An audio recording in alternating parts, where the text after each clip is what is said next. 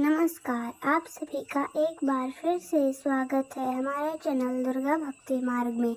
आज मैं आपको सुनाऊंगी धर्मराज जी की कहानी। एक समय की बात है, एक गांव में एक मध्य वर्गीय परिवार रहता था। परिवार में अनिरुद्ध, उसकी पत्नी सरस्वती और उनके 3 बच्चे थे, जिनमें से 2 बड़े बेटे और एक पूनम नाम की बेटी थी। बेटी पूनम बचपन से ही धर्मराज जी की भक्ति करती थी। अनिरुद्ध ने मेहनत मजदूरी करके अपने बच्चों को बड़ा किया और दोनों लड़कों की शादी करके उनके लिए अलग अलग दुकानें भी कर दी। अब अनिरुद्ध के पास सारी जमा पूंजी समाप्त हो गई। एक दिन अनिरुद्ध ने अपने दोनों लड़कों से कहा, बेटा तुम अपनी बहन की शादी कर दो, वह शादी के योग्य हो गई है। दोनों लड़कों ने बहुत घमंड से कहा, पिताजी अगर आपके पास पैसे हो तो आप पूनम की शादी कर दीजिए। हमारे पास तो पैसे नहीं हैं और हमारी दुकान भी घाटे में चल रहा है। अपने बच्चों की बात सुनकर अनिरुद्ध बड़ा ही चिंतित हुआ। चिंता के कारण उसकी तबीयत खराब होने लगी। पिताजी की दवा का खर्चा उठाना पड़ेगा, ऐसा सोचकर दोनों लड़के अपनी अपनी बीवियों को लेकर घर से अलग रहने चले गए। अब अनिरुद्ध के घर में खाने के भी लाले पड़ गए थे।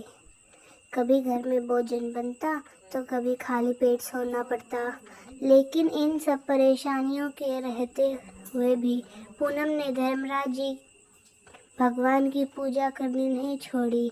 वह नित्य धर्मराज जी के मंदिर के लिए जाती, फिर घर पर ही धर्मराज जी भगवान की पूजा करती।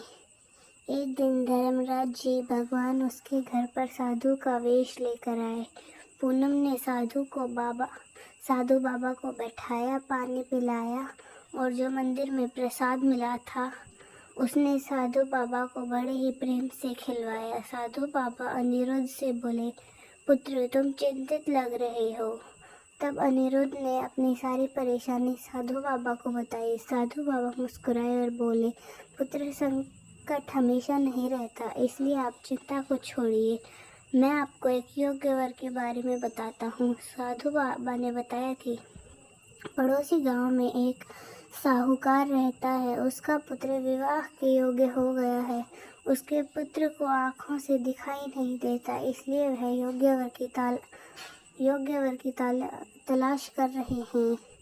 आप अपनी बेटी का विवाह उनसे करा दीजिए, कुछ भी नहीं लेंगे, उन्हें बस समझदार बहू चाहिए। यह बात सुनकर पहले तो अनिरुद्ध ने मना कर दिया, पर पूनम तैयार थी, इसलिए उसने भी हाँ कर दी। शादी धूमधाम से हुई। ससुराल में भी पूनम धर्मराज जी का नित्य नियम करती थी। शादी के चौथे दिन चमत्कार हुआ।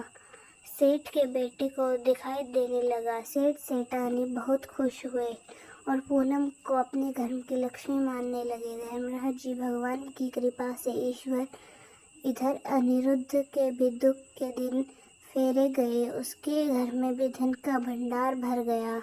इसलिए तो धर्मराज जी को संकट मोचन कहा जाता है। धर्मराज जी जैसे अपने पूनम के संकट को हर लिया, वैसे ही आप सभी भक्तों पर अपनी कृपा रखना। तो दोस्तों, कैसी लगी आपको हमारी आज की कहानी? कमेंट्स में ज़रूर बताएं। धन्यवाद।